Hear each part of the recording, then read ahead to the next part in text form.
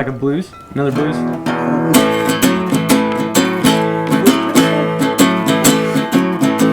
Let me hear it. Ooh. You may be listening to the blues, but it's all smiles under Nick Christian's roof. I don't know why he give up a big old spot for this big old mansion we got. It feels like my home isn't just in these walls, you know, like it expands. He hasn't been in Austin long, but he already feels at home in this tiny abode. Life is great. It's not hard to make friends out here. Nestled within the Community First Village. Right away, the first person I met is one of my best friends here. I call him Pops. And we just started playing music together. And I realized, man, I think that I'm being called to move out here.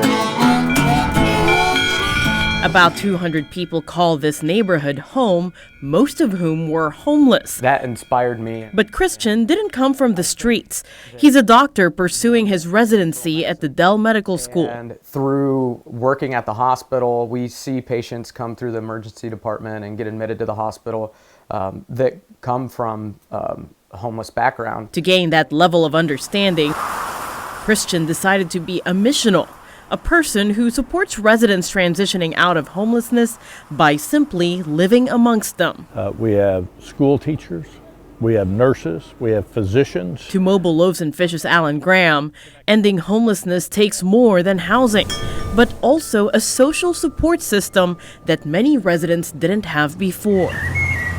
We had the walls that we could lean upon. The men and women that we lift up off the streets don't have that. And the missional community brings that level of stability. Oh, yeah. And Christian wants to take that further. As a physician, he also wants to make sure the homeless feel supported when seeking medical care. To me, I think one of the ills of healthcare right now is sometimes we depersonalize care. You need to proximate to the poor if you really want to serve the poor and underserved. An idea that is music to his ears. And it aligns perfectly with my personal mission, which is we need to love and show mercy to those that are less fortunate than ourselves. Victoria Moran, Spectrum News.